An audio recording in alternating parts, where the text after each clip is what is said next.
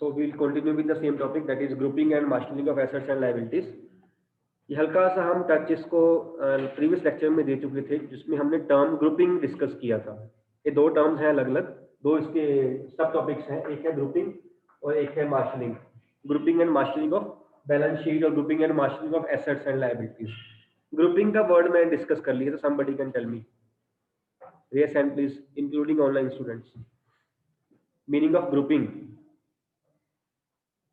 है कोई ऑनलाइन में? यस, हाँ,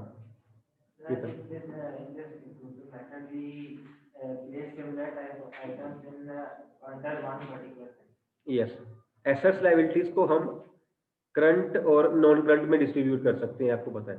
मेन हेड्स जो है एसेट्स लायबिलिटीज के, हमने चैप्टर नंबर 2 या 3 में कहीं बेसिक अकाउंटिंग टर्म में पढ़ा भी था।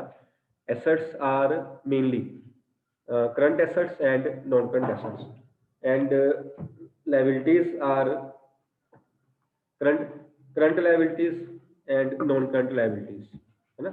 ये थी दो एसेट लायबिलिटी। जैसे मैंने पहले बताया, दो टाइप्स हैं उसकी, एक है करंट और एक है non current. Current assets, non current assets, and liabilities, current liabilities and non current liabilities.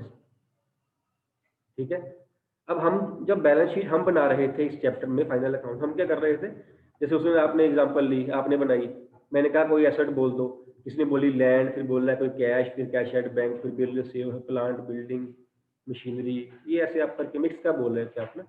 कहीं कुछ सीक्वेंस ने हमने फॉलो किया कि हम करंट को अलग कर लें और नॉन करंट को अलग कर लें, क्योंकि यूजर्स हैं, यूजर्स यू नो, है ना, बैंक हो गया, गवर्नमेंट हो गई, इन्वेस्टर्स हो गए, ओनर्स, मैनेजमेंट, ये भी हमने पढ़ा हुआ है डिटेल में। उनको एक तरह से करंट और नॉन करंट की फिगर अलग चाहिए, क्योंकि उन्होंने उसमें से कोई ना कोई यूजफुल इंफॉर्मेशन को विड्रॉ करना होता है ना, कि बिजनेस के पास करंट एसेट्स कितनी है या नॉन करंट कितनी है, लायबिलिटीज कितनी है, करंट और नॉन करंट कितनी है। वैसे भी अच्छा सा लगता है, मिक्सअप बना के ना दे दो, पता ही नहीं चलता, उसको पढ़ ही नहीं पाएगा, because every user of us will not be a commerce student. ये तो नहीं होगा, हमारे कस्टमर्स क्या कॉमर्स पढ़े हुए होंगे, हम कुछ चीज बेचने से पहले ये बोलेंगे कि पहले कॉमर्स पढ़ के आओ तब चीज देंगे आपको? हो सकता है ऐसे, है ना। एम्प्लॉइज सारे तो कॉमर्स वाले नहीं होंगे, नहीं। इन्वेस्टर्स के पैसा इन्वेस्ट करना चाहता है वो, लेकिन कॉमर्स नहीं पढ़ा, हम तो बोलेंगे पहले कॉमर्स पढ़ के आया तब पैसा लगाना हमारे बिजनेस में। Every user will not be a commerce student, हम कह सकते हैं इसको, है ना। तो ये तो हमें, हमारा बनता है कि हम उसको ऐसे प्रेजेंट करें कि चाहे वो कॉमर्स वाला हो चाहे वो नॉन कॉमर्स वाला हो, कोई हो लेमैन भी उस चीज को पढ़ पाए। ये भी हमने पॉइंट किया हुआ है, understandability under the topic qualitative features of accounting, अगर आपको याद चैप्टर 1-2 में कहीं आया था, क्वालिटेटिव फीचर्स, है ना। It is the responsibility of the accountant और the accounting staff to present the information in an understandable way so that anyone, common man, layman can understand the terms। ठीक, तो उसके लिए हम जो है उसको करंट और नॉन करंट की फिगर जो है अलग अलग देंगे। That is grouping, very simply. Current को अलग दिखा देना और नॉन करंट को अलग दिखा देना। करंट एसेट्स और से cash in hand, cash at bank, inventory, then है आपका बिल रिसीवेबल्स, डेटर्स। और जब हम नॉन करंट एसेट्स की बात करते हैं, नॉन करंट एसेट्स में plant, machinery, land, building, furniture, fixture, then goodwill and motor vehicles, main example मैं ले रहा हूँ, अदरवाइज तो वेरियस एग्जांपल्स आर देयर। अगर हम करंट लायबिलिटीज की बात करें तो करंट लायबिलिटीज में एक बैंक ओवरड्राफ्ट, एक क्रेडिटर्स और एक बिल्स पेएबल, और नॉन करंट लायबिलिटीज में से बैंक लोन और कैपिटल, ये मेन जो आपकी नॉन करंट लायबिलिटीज बन जाएंगी। दिस इज ग्रुपिंग, जो कि पहले हम नहीं कर रहे थे, है ना। Now the main term is now marshalling. Marshalling means present कैसे करना है अब, कि पहले करंट प्रेजेंट करनी है या पहले नॉन करंट प्रेजेंट करनी है, ये भी तो क्वेश्चन आता है ना एक। जैसे करंट नॉन करंट अलग अलग तो कर लिया, पहले कौन सी लिखनी है, करंट या नॉन करंट, पहले कौन सी लिखनी है, that is the meaning of marshalling. अब मार्शलिंग के भी आगे दो है पॉइंट्स, एक है in the order of liquidity, in the order of liquidity, और एक है in the order of permanence. यहाँ लिख लीजिए, in the order of permanence, दूसरा मैं बाद में लिखता हूँ, बोर्ड में इतनी स्पेस है। In the order of liquidity, liquidity होती है, वर्ड बना है लिक्विड से। लिक्विड क्या है, एनी एसेट और liability which can be easily convertible into cash, that is liquid. जितनी जल्दी हम किसी एसेट को या लायबिलिटी को कैश में कन्वर्ट कर सकते हैं या पे कर सकते हैं, दैट इज लिक्विड। क्योंकि ultimately the aim of every businessman is to convert everything into cash, because cash है तभी वो काम की चीज है। मैं कहता हूँ मेरे पास इन्वेस्टमेंट पड़ी हुई है, कितने करोड़ की पड़ी हुई है, मेरे किस काम की है, जब तक वो कैश में कन्वर्ट नहीं होती मैं उस इन्वेस्टमेंट से पैसे नहीं, कोई चीज नहीं परचेज कर पाऊंगा। उसे पहले कैश में कन्वर्ट करना पड़ेगा, फिर वो चीज जो है वो मेरे काम की होगी, तब मैं उस पैसे को यूज कर पाऊंगा। मेरी बात समझ रहे हो? कोई बिजनेसमैन कहता है मेरे पास लैंड बड़ी है, ठीक है, ये लेकिन लैंड से आप कोई चीज परचेज कर सकते हो क्या? पहले आपको लैंड बेचनी पड़ेगी, उसके बाद ही लैंड से आप उस पैसे से आप चीज परचेज कर सकते हो। पैसा हाथ में आया जो है ना, वही काम का है। कहीं इन्वेस्ट किया हुआ है, वो बढ़ रहा है, वो पैसा नहीं है, वो हमारे हाथ में नहीं आया हुआ है। बिजनेसमैन ने किसी को सामान उधार पे दे दिया जी, मैंने इतने का सामान बेच दिया, पैसा आया? पैसा नहीं अभी आया, है ना? तो चांसेस तो है ना, चाहे 2-4% ही है कि पैसे मर ही ना जाए, बैड डेट्स ही ना हो जाए। नहीं, अल्टीमेटली बिजनेसमैन कहता है कि मेरे पास कैश जल्दी आ जाए, इसीलिए बिजनेसमैन डिस्काउंट देता है, कैश डिस्काउंट। याद है word cash discount? Why it is given? Prompt payment के लिए, जल्दी कैश कैश पे करिए, बिकॉज मेरे को पैसे दे दीजिए सो दैट कि पैसा मैं कहीं और लगा दूं, मैं और पैसा कमाऊं, है ना? इसलिए लालच में जो कस्टमर है पैसा जल्दी दे देता है कि मैंने सीधी कैश डिस्काउंट लेनी है और पैसे मैं पहले दे दूं, मेरे को 200-400-500 जो परसेंटेज बचती है बचे तो सही। ठीक, लिक्विडिटी कि कौन सी किस एसेट को हम कितनी जल्दी हम कैश में कन्वर्ट कर सकते हैं, जितनी जल्दी कर सकते हैं उतनी ज्यादा वो लिक्विड एसेट है हमारी। Cash in hand itself is very liquid, cash है तो है ही cash. Similarly cash at bank भी ऐसा ही है, ठीक है। लैंड बिल्डिंग को करना हो तो थोड़ा सा देर से कन्वर्ट होती है वो कैश में, है ना। बिल्डिंग सोचे तो ऐसा थोड़ी करेंगे, बिल्डिंग सोचेंगे तो बिल्डिंग भाई बेच दो, वो बेच देगा बिल्डिंग, जल्दी नहीं होगी। It may take few days, it may take months and years also, कई बार तो, ठीक है। तो लिक्विडिटी में हम क्या क्या शो करेंगे यहाँ? लिक्विडिटी में जो लिक्विड है, लिक्विड मीन जो जल्दी कैश में कन्वर्ट हो जाएंगी वो हम पहले शो करेंगे, जो लेट जो बाद में कन्वर्ट होंगी कैश में उसको बाद में शो करेंगे। We are following the order of liquidity. इन दोनों में से करंट और नॉन करंट में से कौन सी एसेट्स जो है जल्दी कैश में कन्वर्ट हो जाती है? करंट। कौन सी लायबिलिटी जो है वो पहले कैश में पे करनी पड़ती है? Again current. It means when we prepare balance sheet in the order of liquidity, the format will be like this. I hope you are clear कि ये balance sheet की liability asset side है, left hand side is liability side. When we prepare the order balance sheet in the order of liquidity, first of all we will show current assets like this. First asset उसकी amount, second asset उसकी amount, third asset, fourth asset like this. Then we will show non current assets. उसमें non current assets में ये asset, ये मैंने यहाँ लिखे हुए एग्जांपल इसकी। Means first of all we will show current assets, then current liabilities.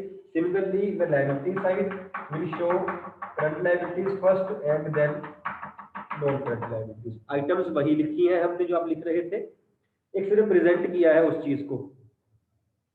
I hope I am clear, है ना। और बाद में टोटल तो बैलेंस शीट का मिल ही जाएगा, क्योंकि आइटम्स वही लिखी हुई, तो ये तो मिलना ही चाहिए, यही तो हमारा एंड है। Total of balance sheet asset liability का मिलाना ही तो हमारा एंड है। हाँ जी, अमाउंट नहीं लिखी है, किस सम की बात कर रहे हो? गुडविल जो है that can be evaluated in terms of money, कर सकते हैं। 12th में टॉपिक के चैप्टर है पूरा, आपको 12th क्लास में जाके चैप्टर है कि how the goodwill can be evaluated in terms of money. Because हम पहले कहते थे ना कि मॉनेटरी आइटम्स वाली ही हम रिकॉर्ड कर रहे हैं। If goodwill is being recorded it means the goodwill can be evaluated in the terms of money.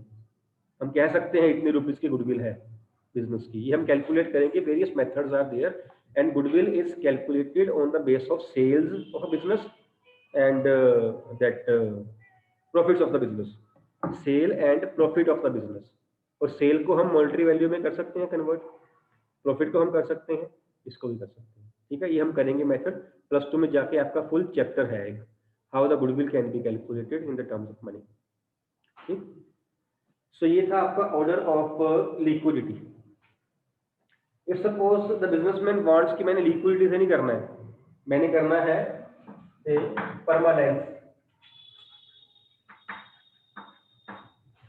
Permanence के बेस के ऊपर, then the non current will be shown first and current will be shown at the last. ठीक है ही ना, clear, मेरी बात समझ आ रही है? अगर परमानेंस के ऑर्डर में है तो फिर नॉन करंट आइटम से पहले एंड करंट आइटम जो है, करंट एसेट्स या लायबिलिटीज, वो बाद में शो होगी। We are following the order of permanence. Permanence बना है परमानेंट से कि पहले परमानेंट दिखाओ, टेम्परेरी बाद में दिखाओ, है ना। लिक्विडिटी में पहले आप लिक्विड दिखाओ, मीन्स टेम्परेरी दिखाओ, उसके बाद जो है आप उसको परमानेंट को या नॉन करंट को दिखा दो। बात एक ही है, जब इसको ऐसे बनाएंगे तो ये चीज जो है ऊपर चली जाएगी और ये चीज जो है वो नीचे आ जाएगी। सिमिलरली हियर, ठीक है। तो जो क्वेश्चन हमने छोड़ा हुआ था एक सब नंबर विच का सब नंबर दिस, हाँ जी 12, वो आपका हो जाएगा इससे, है ना। उसमें दोनों पूछे हुए हैं ना, दोनों पूछे हुए हैं ना, in the order of liquidity also and in the order of permanence also. बस आपने उसके हेड्स दिखाने हैं और आइटम्स अलग अलग दिखानी है। लिक्विडिटी में करंट, नॉन करंट, और परमानेंस में नॉन करंट देन करंट, ठीक। अगर ये क्वेश्चन एग्जाम में आ गया, मतलब पूरा question trading profit loss balance sheet का, है ना, तो वहां पे ये मत सोचने लग पड़ना सर ने बताया नहीं कि लिक्विडिटी करना है कि परमानेंस करना है। वहां या तो आपको बताया गया होगा कि इस ऑर्डर में आप बैलेंस शीट बना दीजिए, नहीं तो आप जैसे मर्जी आप कर सकते, चाहे आप ऑर्डर ना भी फॉलो करो तब भी चलेगा जैसे आप कर रहे थे। Am I clear? अगर ऑर्डर फॉलो करना है, सब में पूछा गया होगा तो करना, नहीं पूछा गया होगा चाहे उसको मत ही करना तब भी चलेगा। बिकॉज सोल ट्रेडर वाले केस में या पार्टनरशिप वाले केस में ऑर्डर फॉलो करना मैंडेटरी नहीं है, क्योंकि सोल ट्रेडर में यूजर मेनली कौन है, बिजनेसमैन खुद ही है। पार्टनरशिप में भी ऐसी, कंपनी में इन्वेस्टर्स बाहर के होते हैं, ज्यादा यूजर्स होते हैं वहां पे, उनके लिए मैंडेटरी होता है करंट और नॉन करंट को अलग अलग करना। I hope I am clear, ठीक है ये बात। वो जब कंपनी अकाउंट्स 12th में जाकर करेंगे तब नहीं हम हिल पाएंगे, क्योंकि वो कंपनी एक्ट के अकॉर्डिंग ये चीज बन रही होगी। यहाँ आपकी मर्जी है, अगर फॉलो कर भी लोगे वेल एंड गुड, नहीं भी करोगे कोई प्रॉब्लम नहीं है। हाँ, अगर पूछा गया होगा फिर आपको ऑर्डर उससे फॉलो करना ही पड़ेगा, लिक्विडिटी है या परमानेंस है, ठीक है ये बात। सो नेक्स्ट चैप्टर इसी की एक्सटेंशन है आगे, चैप्टर नंबर 18 में कुछ ऐड करना है, चैप्टर 19 बन जाएगा। और chapter name is adjustment in the preparation of financial statements. जो हमने फाइनेंशियल स्टेटमेंट्स करी, क्या होती हैं ये फाइनेंशियल स्टेटमेंट्स,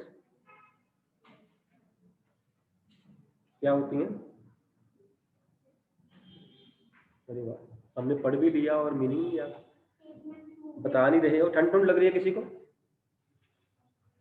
ठंड लग, वो तो मेरे को भी लग रही है, मैं भी इतनी देर से बोल ही रहा हूँ कि नहीं सर ठंड ठंड लग रही है। बेटा ठंड तो लग रही है, यस बोलो, इसका आंसर नो नहीं आना चाहिए, है ना। लेकिन साइमल्टेनियसली उसका भी आंसर यस आना चाहिए कि सर यस मेरे को पता है इसका मीनिंग क्या है। ओनली 6 क्वेश्चंस किए, हमने एक आध भी नहीं किया। यस बताओ बेटा।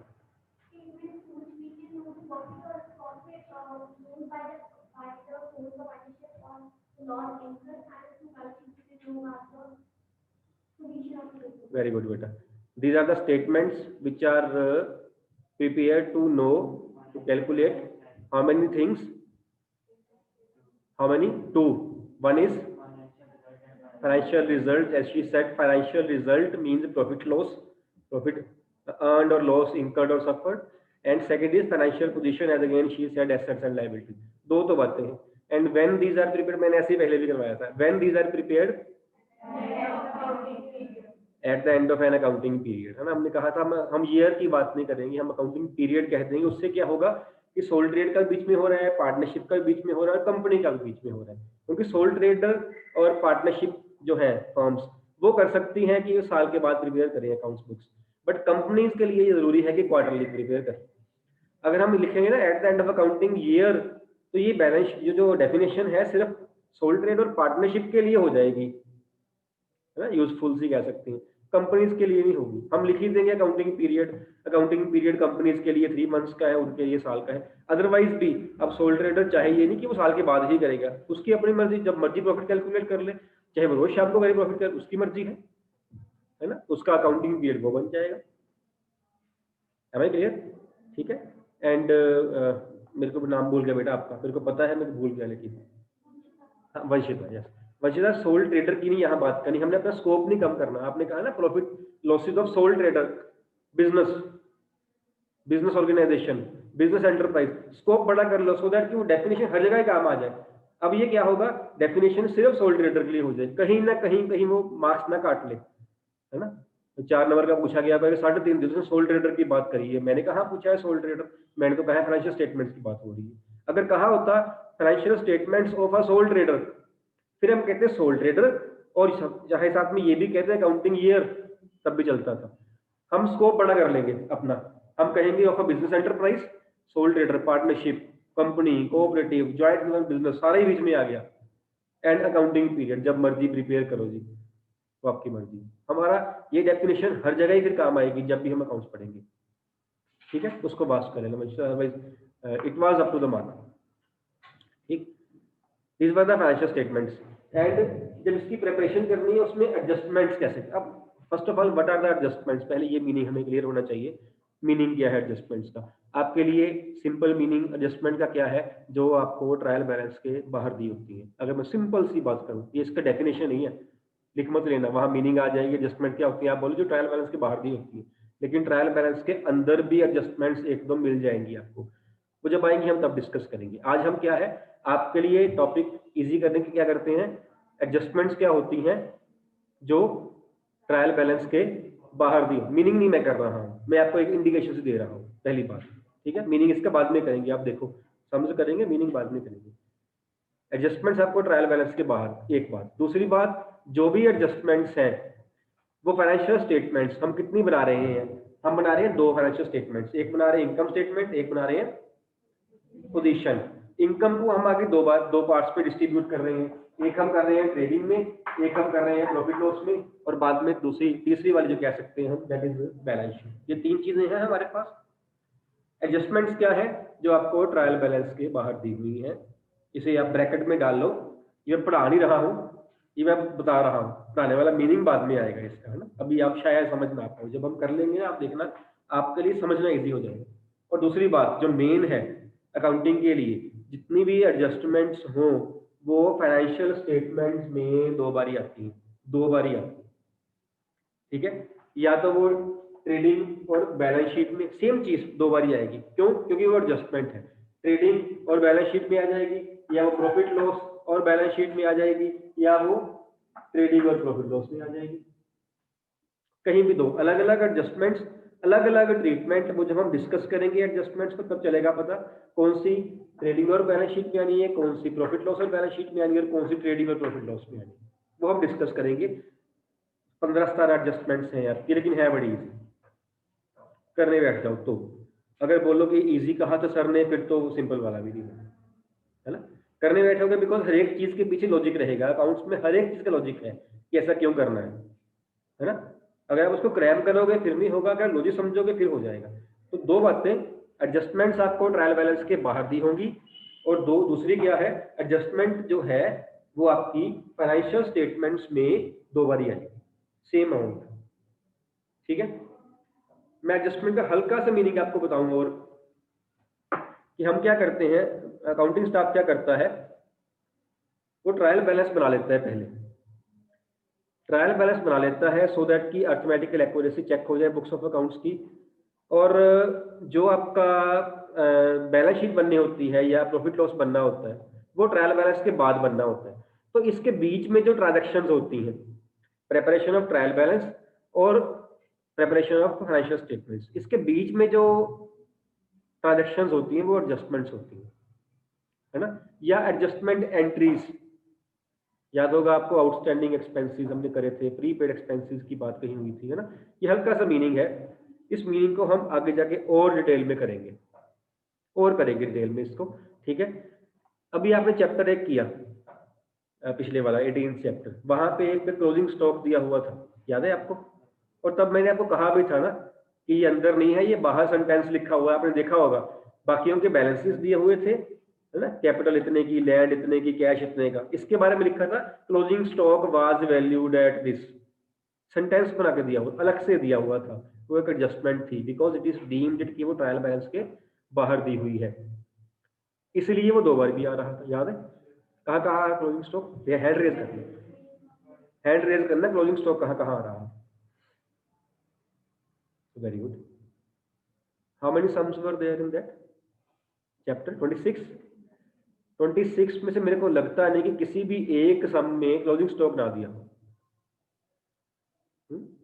और हाथ नहीं खड़े हैं सक्षम, क्लोजिंग स्टॉक कहाँ कहाँ आ रहा था? अच्छा एक बात बताऊं, इसमें सम सारे किए होंगे, चाहे देख लेना आप, आंसर नहीं याद। ये आंसर ऐसा है कि अगर आपने एक भी सम किया होता ना खुद से तो आंसर आपके सामने होना था। और एक दो तो मैंने भी करवाए होंगे सक्षम, मेरे को लगता है, ज्यादा नहीं तो, हालांकि ज्यादा करवाएंगे। ऐसे मत शो किया करो कि सोचिए पता ही कुछ नहीं, एक सम तो मैंने करवाया, सुना ही होगा ना वो, तो आपको यही नहीं पता क्लोजिंग स्टॉक कहाँ आ रहा है। यस हिम्मत, हाँ जी बोलो।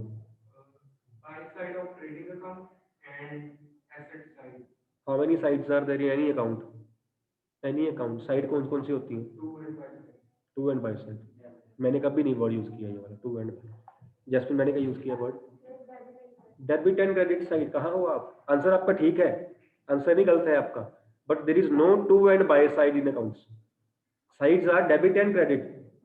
अपनी नॉलेज के लिए हम सीखने के लिए कर सकते हैं, लेकिन अगर वाइवा आपका हुआ, आप ऐसा आंसर, उसने मार्क्स काट लेने। उसने कहा जिसको डेबिट क्रेडिट वर्ड ही नहीं पता अकाउंट्स में, वो कैसे पढ़ रहा है? There is no to side, there is no by side, because it is not compulsory to write to and by, it is traditional. हम लिखते हैं, जरूरी नहीं है लिखना उसको। टू लिखना, बाय लिखना अकाउंट्स में जरूरी नहीं, हम लिखते हैं टू कैपिटल, बाय कैश, चाहे आप ना भी लिखो, किसको गलत नहीं कर सकता। टू बाय लिखना ट्रेडिशनल है। There is no to side, there is no by side, the sides are Muskan debit and credit. Answer आपका ठीक है कि आपका जो क्लोजिंग स्टॉक है वो कहाँ कहाँ आ रहा था? Credit side of trading account and asset side of, दो बार ही आ रहा था, सेम अमाउंट से आ रहा था, reason being that was an adjustment. ठीक है, ऐसे ही हम आगे एडजस्टमेंट जो है वो पढ़ते हैं जो आपकी इस चैप्टर में है। हम एडजस्टमेंट से लिख लेंगे, एडजस्टमेंट लिख लेंगे, साथ में उसकी ट्रीटमेंट कर लेंगे। आप एक टेबल सा बना लीजिए।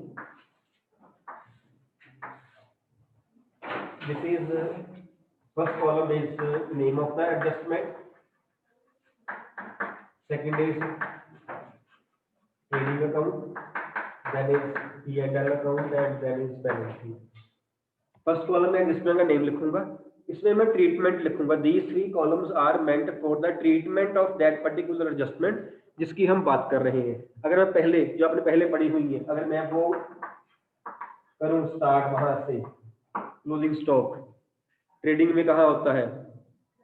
क्रेडिट साइड में, यहाँ लिख देता हूँ क्रेडिट साइड। प्रॉफिट लॉस में कहाँ होता है?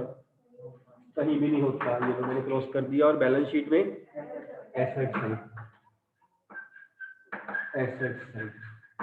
I hope I am clear, क्योंकि ये हमने पहले किया हुआ है। देखो दो में आ गई ट्रीटमेंट, अगली एडजस्टमेंट करते हैं। Next adjustment is outstanding expenses. Outstanding expenses, इसका नेम, इसका मीनिंग क्या होता है आउटस्टैंडिंग एक्सपेंसेस का? Yes, the expenses which have become due but not paid, ऐसे होता है। अच्छा, हमारी एसेट होती है कि लायबिलिटी होती है? लायबिलिटी। इसको मैं यहाँ से स्टार्ट करूँ, मैं लायबिलिटी लिखूँ, लायबिलिटी साइड, आधा काम तो कवर हो।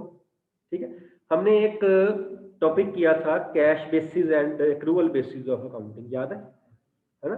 उसमें कहीं मैंने एग्जांपल ली थी सैलरी एम्प्लॉइज की, हमारी सपोज 1 लाख रुपया है, लेकिन हमने पे अभी सारे साल में 11 महीने की है, because salary is generally paid after the end of the account. We can say कि in the beginning of next month, है ना? सपोज 1 लाख रुपया है तो 11 लाख पे किया है, लेकिन बनती कितनी थी? 12 लाख रुपया। मैंने उस आउटस्टैंडिंग को उसमें ऐड कर दिया, अगर आपको याद हो तो 11 lakh salary which has been paid और 1 लाख रुपया जो नहीं पे किया है। 11 lakh is payment, expenses not 11 lakh, expenses 12 lakh। expense means that amount which is due to be paid, which was supposed to be paid, total amount paid plus unpaid दोनों। Payment कितनी है? बनती कितनी थी? 12 लाख, पेमेंट कितनी करी है? 11 लाख। 1 लाख रुपया जो है हमारा वो आउटस्टैंडिंग है, अभी पे करने वाला पड़ा हुआ है। But when we calculate expenses profits and losses ना, we take into consideration 12 lakh rupees, not 11 lakh। 11 lakh has been paid, but the benefit has been taken for 12 months means 12 lakh के हिसाब से दिया हुआ है। तो अगर हम 11 लाख सैलरी दिखा दें पेमेंट की हुई, काम लिया है 12 लाख रुपए का, मैचिंग कंसेप्ट नहीं फॉलो होगा। याद है matching concept, expenses and incomes of same period should be matched. Otherwise भी नहीं बनता, लॉजिकल नहीं बनता। 12 महीने की हम उससे काम ले रहे हैं, 11 महीने की सैलरी दे रहे हैं, ये कैसे हो गया? पेमेंट नहीं करी ना, दिखाएंगे तो 12 महीने की ना। तो हम क्या कर रहे हैं, इसको इसमें ऐड कर रहे हैं। तो ये जो है इसमें ऐड हो जाएगा उसी एक्सपेंस में। अब किस में ऐड होगा, ट्रेडिंग में होगा या प्रॉफिट लॉस में होगा, वो डिपेंड करेगा। वो डायरेक्ट है कि इनडायरेक्ट है। अगर ये आउटस्टैंडिंग वेजेस हो तो फिर वेजेस में ऐड होंगे, तो वो ट्रेडिंग में आ जाएगा। अगर वो आउटस्टैंडिंग सैलरी है, रेंट है, इंश्योरेंस है सपोज, तो फिर वो P&L में आ जाएगा, क्योंकि वो itself is an indirect expense. Am I clear? तो इसको मैं यहाँ कॉमन लिख रहा हूँ, to be added in the respective expense. ये मैंने इसे कॉमन कर दिया इसमें, क्योंकि it can be an item which can be added in the trading account, it can be there in the profit loss also. ठीक है, इन दोनों में से एक जगह, इधर वो लायबिलिटीज साइड। ठीक है, ये बात है ना। जैसे किसी की एग्जांपल लें, 11 लाख रुपया जो था वो हम इसका पे कर चुके हैं 1 लाख रुपया। अब एडजस्टमेंट 1 लाख की है, एडजस्टमेंट 11 लाख की नहीं है।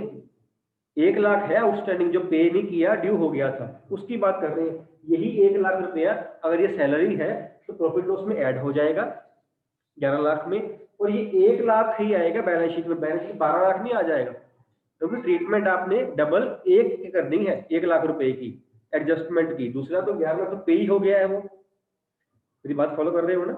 एडजस्टमेंट क्या है? Outstanding expenses due but not paid, but is the amount which has been due but not paid 1 lakh, not 11 lakh और नॉट 12 लाख। समझ आ रही है मेरी बात? ठीक है, नहीं नहीं बेटा, एडजस्टमेंट एक ही है। एडजस्टमेंट 1 लाख की, चाहे वो वेजेस होते यहाँ, चाहे वो सैलरी होती, चाहे वो रेंट, कुछ भी होता, 1 लाख ही 2 बार ही आ रहा है, बिकॉज एडजस्टमेंट ही 1 लाख रुपए की है। उसने क्या दिया होगा, उसने ट्रायल बैलेंस लगाया होगा ऐसे, बाहर लिखा होगा 11 लाख सपोज सैलरी, और बाहर लिखा होगा आउटस्टैंडिंग सैलरी 1 लाख। ये रही एडजस्टमेंट आपकी 1 लाख की। 1 लाख को 2 बार ही करेंगे।